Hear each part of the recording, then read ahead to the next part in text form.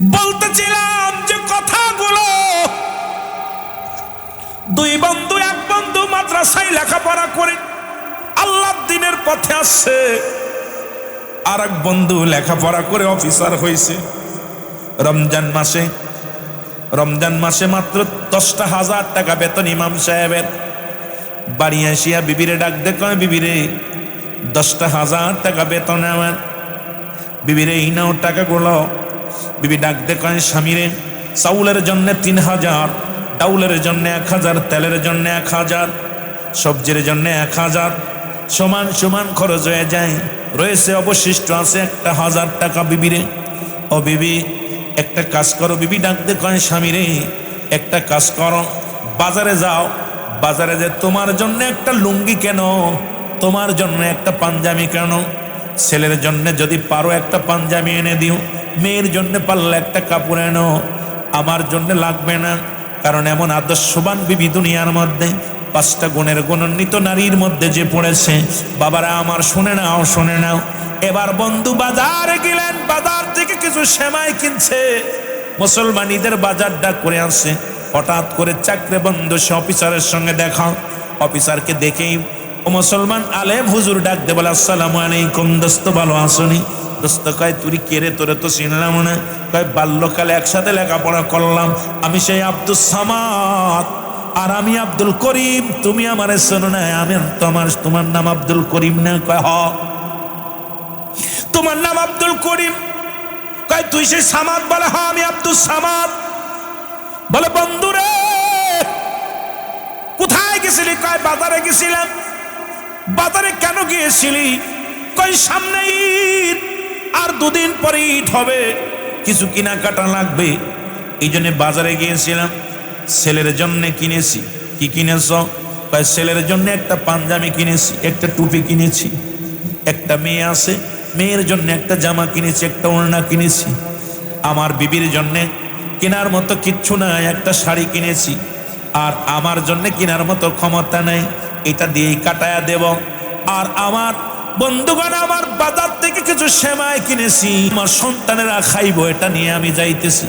কয়, বন্ধুরে একই সাথে লেখাপড়া করলাম, দেখ এই যে পাজুরে গাড়ি কিনছি আমি, গাড়ির দাম হলো 3 কোটি টাকা। কত কোটি? 3 কোটি টাকা। বন্ধুরে তুমি কি জানো, ভিতরে দেখো, এই যে ছেলের জন্য জুতা কিনছি 1 লক্ষ টাকা, মেয়ের জন্য কাপড় কিনছি 1 লক্ষ টাকা।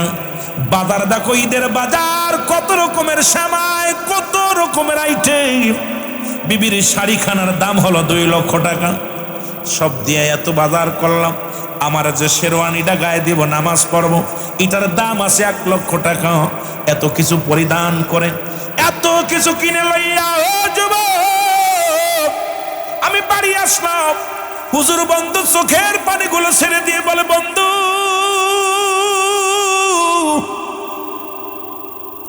আমি মসজিদে ইমামতি করি, মাস শেষে যেটুকু পাই রব্বুল কারীমের দরবারে শুকরিয়া আদায় করি, ভালোই চলে যায়। খেয়ে খরচের সময় রব্বুল আলামিন আমার সুন্দরভাবে জীবন যাপন করে। কয়, বন্ধুরে তুই এত কিছু কামাইলি, এত কিছু রোজগার করলি, তোর ছেলে মেয়ে কয়টা? আমার ছেলে মেয়ে 2টা, 1 ছেলে 1 মেয়ে। কয়, বন্ধুরে তোর বিবি? কয়, হ, তোর 1 ছেলে 1 মেয়ে, আমারও 1 ছেলে 1 মেয়ে।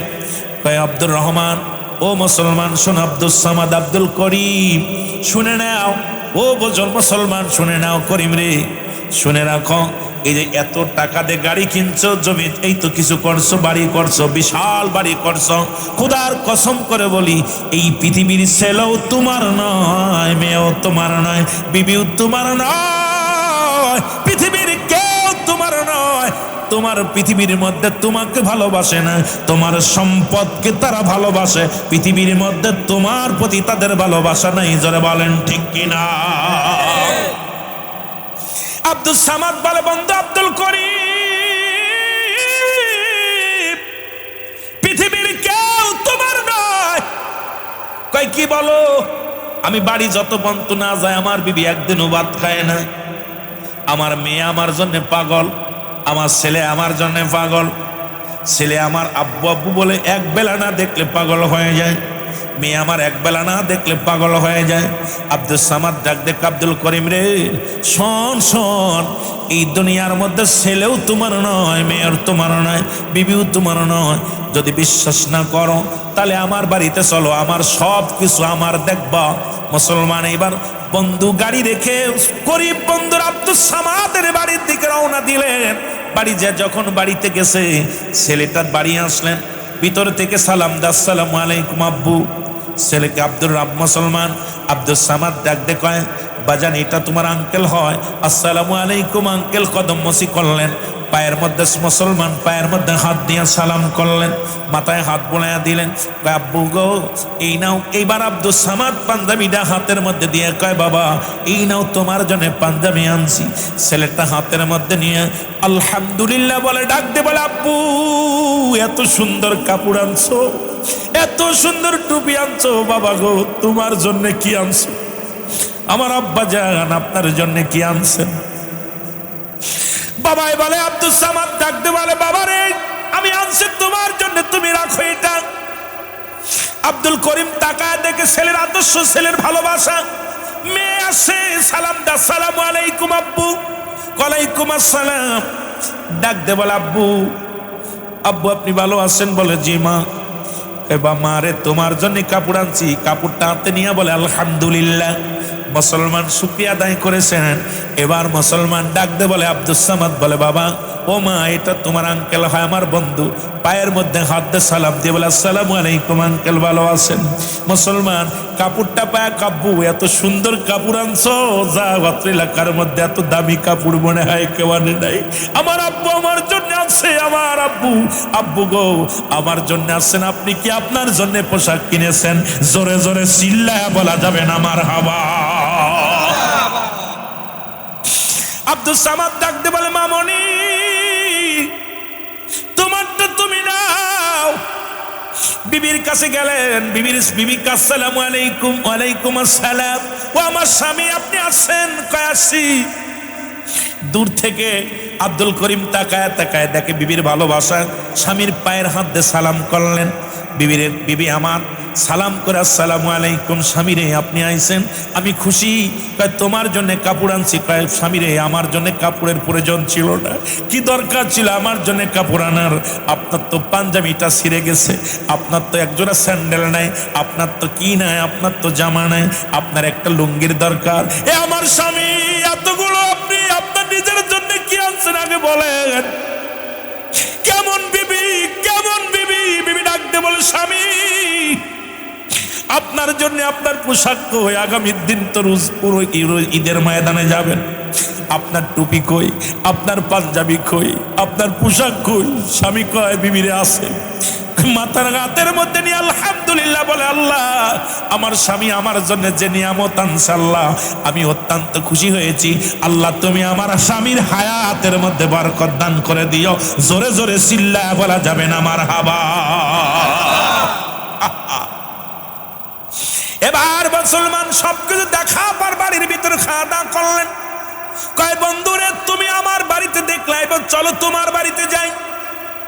যখন চলে গেলেন, ও যুবক, যখন আব্দুল করিমের বাড়িতে গেলেন, যে গাড়িটা হরেন দিলেন, দেওয়া পর হরেন দেওয়া পর বাড়ির ভিতর থেকে ছেলে আসে। ড্যাডি আইসুনি। হ কি আনছো? তোমার জন্য শু আনছি 1 লাখ। পড়েনি তো, এর তো নিউ মডেল হয়নি, ওল্ড মডেল। ছেলে কয় 1 লক্ষ টাকা জুতা পড়লে আমার ক্যারেক্টার থাকবো না। বন্ধু বান্ধব অনেক দামি শু পড়েন, ফ্যান পরেছে, কাপড় বলে 2 লক্ষ টাকা দিয়ে আনছি। এটা কি মানুষে পড়ে? সালামও নাই, দোয়াও নাই, কত মুসেও নাই। কিন্তু আলেম তার সন্তানকে শিক্ষা দিছে, দিন এলেম এমন আদর্শ শিক্ষা দিছে, মানুষের মতো মানুষ বানাইছে সন্তানদের। ড্যাডি তুমি কি আনছো? এ কি চলে? এই কাপড় তো আমার বন্ধুরা পরে, এটা বেশি দামি তো দরকার ছিল, তোমার তো তুমি পড়ো। বলে বাবা তো শাশু হয়, চাচু, এই গরিব মানুষটা চাচু কথা বলছেন, গরিব মানুষ হুজুর চাচু কথা অবজ্ঞ করলেন। এ আমার ভাইয়েরা, আমার বন্ধুরা, আমার আব্দুস সামাদ চোখের পানিগুলো ছেড়ে দিছে। আরে প্রায় 2-2.5 লক্ষ টাকার কাপড় সন্তানকে দিল, সন্তান একটা সালামও দিল না। সন্তান তাকে মুসলমান বাবার প্রতি কৃতজ্ঞতা স্বীকার করলো না। আরে কেমন সন্তান! মেয়ে আসলো, ডাডি ডাডি, মারে তোমার জন্য কাপড় আনছি। আমার বাজানেরা গভীর মনোযোগ, তোমার জন্য পোশাক আনছি। বাবা শোনো, মা তোমার জন্য এই টানছি। কয় বাবা তুমি কি পাগল হয়ে গেছো? এই পোশাক কি মানুষে পরে? এটা তো আমার বান্ধবীরা অনেক আগেই পরে ফেলছে, সুতরাং এই কাপড় চলবে না। বাবা কয় বাবার এটার দাম কত জানো? কত? 2 লক্ষ। কয় 2 লক্ষ হোক আর 20 লক্ষ হোক চলবে না, এটা আমার বান্ধবীদের অনেকের পণ্যে আছে। বলে মা রে তোমার জন্য এটা আনছি, এটা আনছি। কয় বাবা একটাও চলবে না, তুমি এখন এই সেই এখন বুড়া বা ওই মানুষের মতো পড়ে রইলা, এগুলা আমার দ্বারাই সম্ভব না, নিবে না। বাবা তুমি যেখান থেকে আনছো ফেরত দিয়া দাও। আমার বন্ধুরা, আমার গভীর মনোযোগ, বিবির কাছে গেলেন। বিবি ডাক দেখো, আইসনি? হ, কি আনছো? গত বছরও দিলা 1 লাখ টাকা শাড়ি, এবার দিলে 1 লাখ টাকা শাড়ি ডালে বনা। ও যে এবার পারে যার জিরি জিরি জিরি আছে 2-5 লক্ষ টাকা ওই শাড়িটা আমার লাগবো, না হয় এবার ঈদে আমি যাব না। বন্ধু সবকিছু দেখা পর কয় দোস্ত হাট, পৃথিবীর মধ্যে দেখছো আমারও সন্তান, তোমারও সন্তান। আমার সন্তানগুলো আব্দুল করিম আল্লাহ রাসূলের আদর্শ নিয়ে মানুষ হয়েছে, আর তোমার সন্তান নাস্তিকদের আদর্শ নিছে, শয়তানের আদর্শ নিয়ে বড় হয়েছে। না রে বন্ধু, ও হয়তো এই পোশাকের জন্য একটু করছে, কিন্তু ওরা আমার অত্যন্ত ভালোবাসে, অত্যন্ত মায়া করে। আমার বিবি তো আমার ছাড়া খাই না। বলে পরীক্ষা তাহলে আর একটা হয়ে যাক। কয় কি পরীক্ষা? বলে পরীক্ষা হলো, তোমাকে একটা অনুরোধ করবো, তুমি মরার অভিনয় করবা। তোমার লাশটা নিয়ে আমি বাড়ি যাব, বলবো পৃথিবীর মধ্যে বিষাক্ত সাপে তারে দংশন করেছে। যদি ওরা তার মুখ দিয়ে বিষটা উঠায় নিতে পারে, মনে করবো তোমাকে ভালোবাসে। আর যদি তোমার জন্য কেউ মরতে না চায়, তাহলে মনে করবা দুনিয়ার পাগল ওরা, দুনিয়ার পাগল বালহা কেলাফ। এই দুনিয়াটা হলো পচা দুর্গন্ধ মরি, মানুষের চরিত্র হলো কুকুরের চরিত্র। কারণ কুকুর যেমন মরি পাইলে খুশি হয়, আর মুসলমান দুনিয়ার সম্পদ পাইলে খুশি হয়। সুতরাং আমি বলবো, তোমার সন্তানেরা তোমার জন্য পাগল নয়, দুনিয়ার সম্পদের জন্য পাগল। যে কথা সেই কাজ।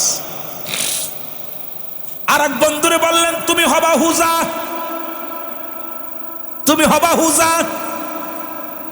বন্ধুর লাশটা কাঁধে করে নিয়ে যাব বাড়ি, তুমি খালি বলবা এই লাশটা পৃথিবীর কোন হুজা নামাইতে পারবে না, বিষ নামাইতে পারবে না। একমাত্র এর পা থেকে গা থেকে বিষ নামাইতে পারবে পৃথিবীর মধ্যে। সে মারা যাবে, আরো বেঁচে যাবে। যদি রাজি হয় তাহলে এবার নিয়ে গেলেন, মরার বান ধরলেন, গাল দিয়ে একটু স্যাপ বের করলেন। আব্দুর রহমান মুসলমান আব্দুল সামাদ আব্দুল করিমের লাশটা নিয়ে চলে গেলেন, ভ্যানে করে উঠাইয়া ডাক দে বলে, বাবি সব সর্বনাশ। কি হয়েছে? কয় সর্বনাশ, ভাই সাপরে তো সাপে কামড়াইছে। ভাই সাপ তো শহরে থাকে, শহর থেকে আইছে এই রাস্তার মধ্যে আবর্জনার মধ্যে এর মতো সাপ বাস করে। এমন সাপ কামড় দিছে, এই সাপের বিষ তো তাড়াতাড়ি হুজা নিয়ে আইছে দেখবে। কোথায় আছো? হুজা আসছে। হুজা আসিয়া মুসলমান শোনে নাও, আমার যুবক বন্ধুরা, যেমন মিসলু ভাই একজন হুজা, ইমাম সাহেব একজন হুজা, আমি একজন হুজা, এরকম মুসলমান কবিরাজ যারে বলা হয়। আনা পরে ডাক দে বলে, আব্দুস সামাদ, হুজা সাহেব তাড়াতাড়ি বিষটা নামায় আনেন। আমার এই ছোট্টবেলার বন্ধু যদি মারা যায়, আমি কারে বন্ধু বলবো রে? এই ছোট্টবেলার বন্ধু যদি দুনিয়ার মধ্যে অসুস্থ হয়ে যায়, আমি কারে বন্ধু বলবো? কারণ এই বন্ধু আমার জন্য যা করেছে, একই সাথে লেখাপড়া করেছি, একই সাথে চলাফেরা করেছি। এখন যদি বন্ধুটা মারা যায়, তাহলে আমি তো চির বন্ধু হারা হয়ে যাব। তাড়াতাড়ি ব্যবস্থা করো। বুঝা এসে ডাক দে কয়, সর্বনাশ।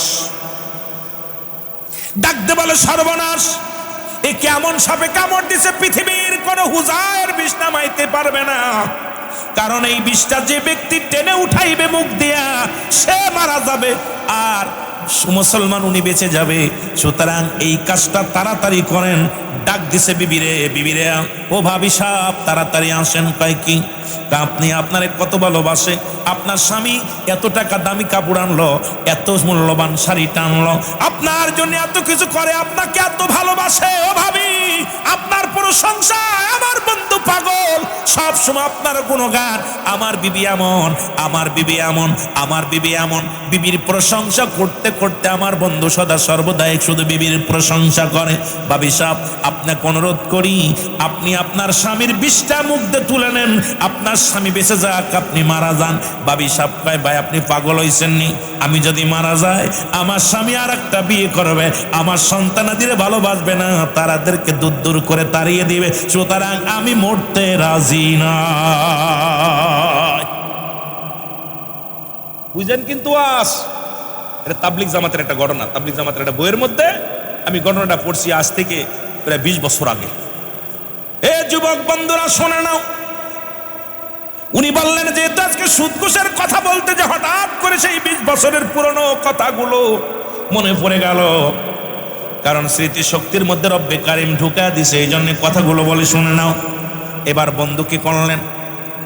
ডাক দে কয় বাবি রে, আপনাকে এত ভালোবাসে, আপনার জন্য ভাই ঘুমায় না, এত কিছু করে, অফিসে বয়া বয়া ঘুষ খায়, অফিসে বয়া বয়া ঘুষের কারবার করে টাকা কামায়। বন্ধু তোমার বিবির এত ভালোবাসো, বিবির জন্য কত ঘুষ খাইলাম অফিসে বয়া বয়া, আজকে তোমার বিবি মরতে চায় না।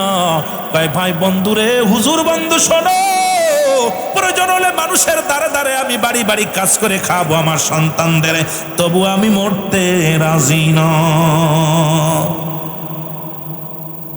আহা, ডাক দিছে মেয়েটাকে, মেয়ে মা গো তুমি কুড়া মানুষ, তোমার বিয়ে দিতে পারবে না, তোমার তো একটা প্রতিবন্ধী মানুষ, তোমার বাবা তোমার জন্য কত টাকা দিয়ে কত মালামাল নিয়ে আসে, মা বেশি থেকে তোমার হবে কি, তোমার তো বিয়ে শাদী হবে না, তুমি পঙ্গু মানুষ, তুমি তোমার বাবার 20টা মুখ দিয়ে তুলে নাও, তোমার বাবা বেঁচে যাক, তুমি মারা যাও। মেয়ে বলে চাচা আপনি কি পাগল হয়েছেন? প্রয়োজন হলে আমি বাড়ি বাড়ি ভিক্ষা করে খাবো, প্রয়োজন হলে মানুষের বাড়ি বাড়ি ভিক্ষা আছে খাবো, তবু মরতে রাজি নয়, কারণ আমার দ্বারাই সম্ভব না মরা। এখন কেবল আমার ভবিষ্যৎ আছে, কেবল আমার শুরু হয়েছে, সুতরাং আমি মরতে রাজি নয়। বন্ধু ডাক দে কয় আব্দুল সামাদ, ডাক দে আব্দুল করিম রে, ও করিম কার জন্য বাড়ি বানাইলি, কার জন্য গাড়ি বানাইলি, কার জন্য ধন সম্পদের পাহাড় গড়লি, কার জন্য দুনিয়ার বালাখানা বানাইলি? বন্ধুরে আগেই বলছিলাম সব ছেড়ে দিয়ে মাওলার এসে, আজকে নিজে আমল করলি না, তোর ফ্যামিলির কাউকে আল্লাহ চিনাইলি না। ও বন্ধু, বন্ধুরে বড় কষ্ট লাগে রে, তোর প্রতিবন্ধী মেয়েও তোর জন্য মরতে চায় না। এখন আমি কি করব? ডাক দিছে ছেলেকে, ডাক দিছে বাবা, বাবা আসো। কয় চাচা কি কন? বাবারে তোমার আব্বা তোমার জন্য এত দামি জুতা আনছে, এত দামি কাপড় আনছে, দামি শুট আনছে। বাবা তুমি তোমার বাবার 20টা তুলে নাও, তোমার বাপটা মারা যাক, তোমার বাপটা বেঁচে যাক, তুমি মারা যাও। ছেলে বলে চাচা আপনি পাগল হয়েছেন নি, সবে মাত্র আমি এসএসসি পরীক্ষা দিছি, আমার ভবিষ্যৎ কেবল শুরু হয়েছে, সুতরাং আমি মরে যাব। কেমনে ভাবলেন? বাবা মরে যায় যাকে, প্রয়োজন হলে আমি কাজ করে খাবো, মানুষের বাড়ি বাড়ি কাজ করে খাবো, না হয় গার্মেন্টসে যাব, তবু মরতে রাজি নয়। আমি যদি মারা যাই কেবল আমার ভবিষ্যৎ শুরু, আমি মরতে রাজি নয়। জোরে জোরে চিল্লায় বলা যাবে না মারহাবা। তুমি কার লাগিয়া কান্দর মানুষ, কার লাগিয়া ভাব, তুমি কার লাগিয়া কান্দর মানুষ, কার লাগিয়া যে জন তোমার আপন হবে, যে জন তোমার আপন হবে, তার কথা কি ভাবো, তুমি কার লাগিয়া আসগ মানুষ, কার লাগিয়া ভাবো। ছেলে মেয়ে আত্মীয় স্বজন কেউ যে তোমার নয়, মরণ কালে দেখবে সবাই পর হইয়া যায়, মরণ কালে দেখবে সবাই পর হইয়া যায়। ওরে আপন হবে আমল নামা, তোমার আপন হবে আমল নামা, এইটা লয়া ভাবো তুমি কার লাগিয়া ভাবর বন্ধু, কার লাগিয়া ভাবো, বলো কার লাগিয়া ভাবর বন্ধু, কার লাগিয়া ভাবো। ছেলে কাঁদবে, মেয়ে কাঁদবে, কাঁদবে 2-3 দিন, পর হইয়া খই পর করিয়া দিবে তোমার 10-12 দিন পর, তারা 10-12 দিন পর। আমল নামা সাইরা বন্ধু না যায় কবরে, তুমি আমল নামা লইয়া বন্ধু যাইও না কবরে। তুমি কার লাগিয়া ভাবর বন্ধু, কার লাগিয়া ভাবো, বলো কার লাগিয়া ভাবর বন্ধু, কার লাগিয়া ভাবো। ওরে যেজন তোমার আপন হবে, যেজন তোমার আপন হবে, তার কথা কি ভাবো তুমি, যেজন তোমার আপন হবে, যেজন তোমার তার কথা কি ভাবো তুমি, কার লাগিয়া বাবর বন্ধু, কার লাগিয়া ভাবো, বলো কার লাগিয়া আসো গো বন্ধু, কার লাগিয়া আসো। নিত্য নতুন জামানাতে, নিত্য নতুন জামানাতে পাপের কারখানা, সুদ ঘুষে ভরিয়া গেছে সোনার বাংলা, সুদ ঘুষে ভরিয়া গেছে সোনার বাংলা। এই কবর দেশের যাত্রী তুমি একবার চিন্তা করো, আর কবর দেশের যাত্রী তুমি একবার চিন্তা করো, তুমি কার লাগিয়া বাবর বন্ধু, কার লাগিয়া বাবো, বলো কার লাগিয়া আসর বন্ধু, কার লাগিয়া আসো। আর যেজন তোমার আপন হবে, যেজন তোমার আপন হবে, তার কথা কি ভাবো, আয় হায় যেজন তোমার আপন হবে, আর যেজন তোমার আপন হবে, তার কথা কি ভাবো তুমি, কার লাগিয়া আসর বন্ধু, কার লাগিয়া আসো। জোরে জোরে চিল্লায় বলা যাবে না মারহাবা, মহব্বতের সঙ্গে দুরূদ শরীফ পড়েন আল্লাহুম্মা, একটু জোরে।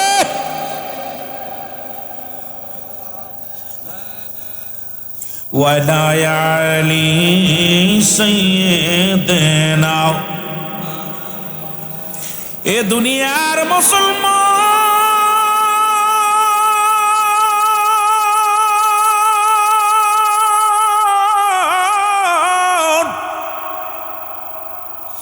বন্ধু ডাকতে বলে আব্দুল করিম,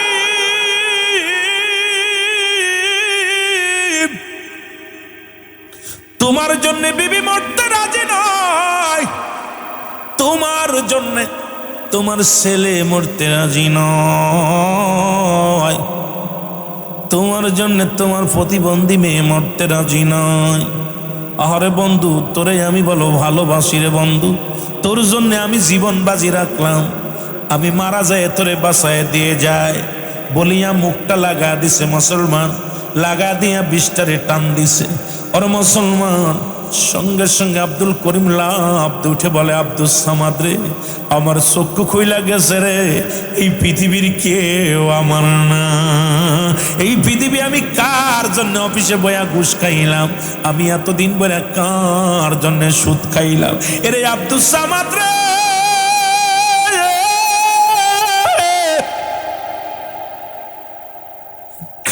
ওই ছেলের জন্য তো আমি পোশাক কাটবো বলে রে 2-3 মাস আগে থেকে ঘুষ খাওয়া শুরু করলাম অফিসে বইয়া। এরে ঘুষখোরের বাচ্চারা শোন, সুদখোরের বাচ্চারা শোন, সরকার এত টাকা বেতন দেয়, তারপরও তোদের সুদ বন্ধ হলো না, ঘুষ বন্ধ হলো না। 10 টাকা 20 টাকা চাঁদা উঠায় খাস, হারাম খাওয়াস, বাপ মারে হারাম খাওয়াস, নিজের ফ্যামিলিরে হারাম খাওয়াস, মনে করছি এটা বুঝি হালাল না রে বাজার, না হালাল। এই যে ঘুষ ছাড়া দো মুসলমান শোনো, এ ঘুষখোরের জাতিরা শোন, ঘুষখোরের জাতিরা শোন, হারামখোরের জাতিরা শোন, এই পৃথিবীর মধ্যে শুনে নাও, শুনে নাও, শুনে নাও। আর এই যে দুনিয়ার মধ্যে নিজেও হারাম খাইলা, সন্তানদের হারাম খাওয়াইলা, নিজের মা বাবারে হারাম খাওয়াইলা, বিবিরে হারাম খাওয়াইলা, ওই হারাম খোরের জন্মেরটা হালাল খোর হতে পারে না। উড়াও হারাম খোর, জোরে জোরে চিল্লায় বলো ঠিক কিনা। ও যুবক, দিলের কান্না লাগা শোন। বন্ধু ডাক দে বলে, বিবি রে তোর জন্য কত কি করলাম, আমার জন্য মরতে রাজি। আরে স্বামী আপনি, আমি তো মরতাম, আপনার পরীক্ষা করলাম। দাদা রে, মেয়ে কয় আব্বা জান আপনি মরেন না, ছেলে আব্বা মরেন নাই। কয় ওর বন্ধু শুন, আজ থেকে আর ঘুষ নাই, আজ থেকে আর সুদ নাই, আজ থেকে এই বাড়ি ঘর সব আমি মানুষকে দান করে দিব, আজ থেকে আমি আল্লাহর পাগল হয়ে যাব রে। আরে আমার কবরের সাথে আমার ছেলে হবে না, আমার মিজানের সাথে আমার মেয়ে হবে না, আমার ওই বিপদের সাথে আমার বিবি হবে না। যাদের জন্য আজকে আমি হারাম খাইলাম, যাদের জন্য আমি হারাম উপার্জন করলাম, যাদের জন্য আমি সুদের রাস্তা বললাম, যাদের জন্য আমি ঘুষের রাস্তা বললাম, কেউ দুনিয়ায় আমার নয়, কেউ আমার নয়, আমার নয়। আজ থেকে প্রতিজ্ঞা করলো, এক ওয়াক্ত নামাজ ছাড়বো না, আজ থেকে আর দাড়িও ছাঁচবো না, দাড়ির মধ্যে খোল লাগাবো না, আজ থেকে আমি আর দুনিয়ার সংশোধন দন্তের দিকে দৌড়াইব না, আজ থেকে আমার ঠিকানা হবে কোন জঙ্গলায়, আমার ঠিকানা হবে রে, আজ থেকে আমি আর মসজিদ ছাড়বো না, কারণ আগামী দিন বাঁচবো বলে আমার বিশ্বাস হয় না। আগামী দিন যদি আমি মারা যাই, আমি এমন অবস্থায় যদি মারা যেতাম, আমার কবর হিসাব আমি কেমনে দিতাম? ওই দিন যদি আমি আজকে মারা যেতাম, আমি ওই ফুলসিরাতে আমি কেমনে পার হইতাম? আরে মিশে মিশে দুনিয়ার মধ্যে মুসলমান, এই দুনিয়ার জিন্দেগির মোহে পড়িয়া, সন্তানের মায় পড়িয়া, বিবির মায় পড়িয়া, ছেলের মায় পড়িয়া কত অন্যায় ভাবে উপার্জন করলাম আমি। এখন টাকা দেখি কেউ আমার নয়, কেউ আমার নয়, কেউ আমার নয়। সংসার সংসার খুইয়া মনোরে কাটাইলাম জিন্দেগি, কুন্দনি জন আইসা যাবে রে। আমার নবীর প্রেমিক দুনিয়ার মধ্যে হারাম উপার্জন করে না। ওরে মুসলমান পান্তা ভাত খায়, না খায়া জীবন যাপন করে, তবু কোনোদিন মাথা নত করে নাই হারামের কাছে, হারামের কাছে সুদ ঘুষ কিনি কবনে জীবন চলে যাবে, কোনোদিন হারাম বক্ষণ করবে না। একে নিয়ে গর্ব করো, তাহলে আমার আল্লাহ খুশি হবে। এখন গর্ব করে বাজারে যে আমার বড় ছেলে বড় অফিসার, কয় বেতন কত? কয় বেতন ৮৫,০০০। তার বাসা ভাড়া হলো ৩ লক্ষ, মেয়ের পাশে খরচ করে ২ লক্ষ, ছেলের পাশে খরচ করে ১ লক্ষ, আমারে প্রতি মাসে দেয় ৫০,০০০। আরে হারাম খোরের বাচ্চা পাইলো কোথায় এত টাকা? ও যে এত ৮৫,০০০ টাকার বেতনে চাকরি করিয়া তোর বাসা ভাড়া দিল কেমনে? তোর মেয়ের পাশে ১ লাখ, তোর ছেলের পাশে ১ লাখ। যে দেশে পিয়নের ৫টা বাড়ি হয়, যে দেশে মন্ত্রণালয়ের পিয়নের ৫টা বাড়ি হয়, এই দেশে ওয়াজ করবো কিরে যুবক? এই সুদখোর আর ঘুষখোরে দেশটা কিসে ভরে? যে দেশে একজন সরকারি কর্মকর্তা পিয়নের বাড়ি হয় ৫টা, পিয়ন বাড়িতে গাড়িতে চলে, বিমানে আসা যাওয়া করে। মুসলমান শুনে নাও, আমার দেশের মন্ত্রীদের পিএস এখন বিমানে আসা যাওয়া করে। তার মানে আর বুঝতে বাকি নাই এত পরিমাণ সুদ ঘুষের কারবার চলে এই দেশে। সুদখোর আর ঘুষখোর বাদ দিলে ইমানদার মানুষের খুব অভাব। জোরে বলেন ঠিক কিনা? কষ্ট পাচ্ছেন নাকি? ওর বাপে গর্ব করে ছেলে মন্ত্রণালয়ের বড় অফিসার। এই ঘুষখোর, তুই ওকে মানুষ বানাতে পারিস না। যদিও হালাল উপার্জন করে ওইটা মানুষ। ওই যে আমাদের এয়ারফোর্টে এখন নওশদ আসছে, এ হলো ইমানদার। এর বাপ গর্ব করতে পারে যে আমি নওশদের বাবা, এর বাপ গর্ব করতে পারে। আজকে দেখলাম যে ওই টয়লেটে ৫ টাকার জায়গায় ১০ টাকা নেওয়ার কারণে চাকরি ছাঁটাই। টয়লেট করতে যায় ৫ টাকা লেখা আছে, ১০ টাকা নেছে সঙ্গে সঙ্গে তো চাকরি বাদ। আমি আশ্চর্য হয়ে গেছি এই নওশাদের বাবা গর্ব করতে পারে যে আমি একজন অফিসার জন্ম দিছি, এই সন্তানকে নিয়ে গর্ব করতে পারে দুনিয়ার মধ্যে। আর তো একজন পিয়ন, সে 5টা বাড়ির মালিক হয়। একজন আজকে আমার দেশের সরকারি কর্মকর্তারা চাকরি করে, সুদ ঘুষ খাইয়া অফিসের মধ্যে বইয়া বাড়ির মালিক, গাড়ির মালিক, ওরে যে বেতন আসে।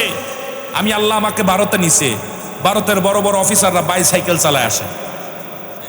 আমি আশ্চর্য হয়ে গেছি। একবার ইন্ডিয়াতে একবার এসএসসি পরীক্ষার ভিতরে গেলাম, যা পর দেখি আপনার ওই ম্যাজিস্ট্রেট যে উনি আসে হারকুলেস সাইকেল চালায়, হারকুলেস হাম্বল সাইকেল, একটা মোটরসাইকেল।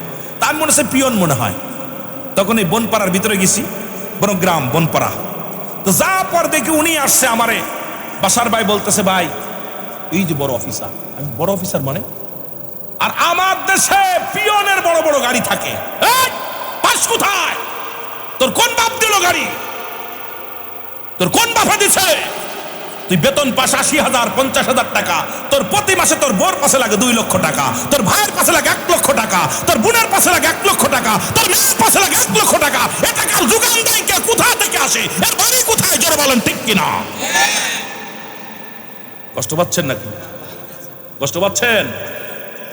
একবার কি বাবা বলছে, বাজান তুমি বড় অফিসার, তোমার বেতন তো সীমিত, বিলাসবহুল গাড়ি পাইলা কোথায়? বাড়ি পাইলা কোথায়? বাবা এত সম্পদ কোথা থেকে আসলো?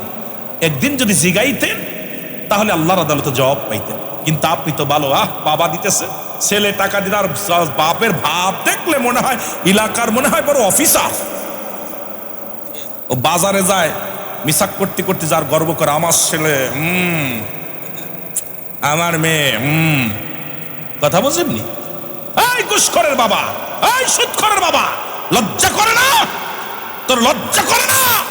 ওই সুদ ঘুষ খাস, সারা জীবন তোর যত ইবাদত করেছিস সব বরবাদ, সবকিছু বরবাদ হয়ে যাবে। হারামখোর।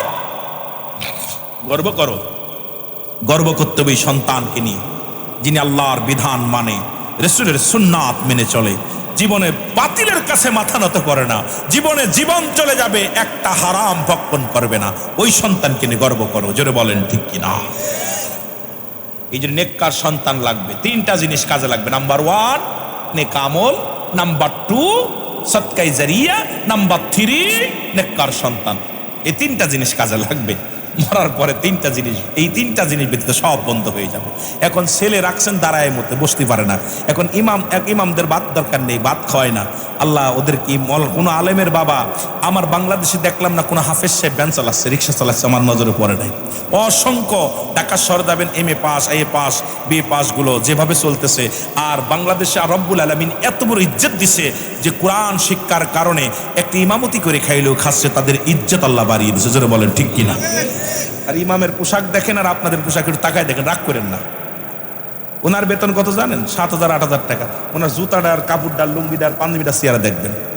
আর আপনারা 80,000 90,000 টাকা বেতন পায়াও এইরকম শান শৌকতে চলতে পারেন না। কারণ আল্লাহর গুলামদের ইজ্জত দেশে কে? আর একটু জোরে বলেন কে? এত উদাহরণ দেওয়া যাবে না, তবে অনেকে কষ্ট পাবেন।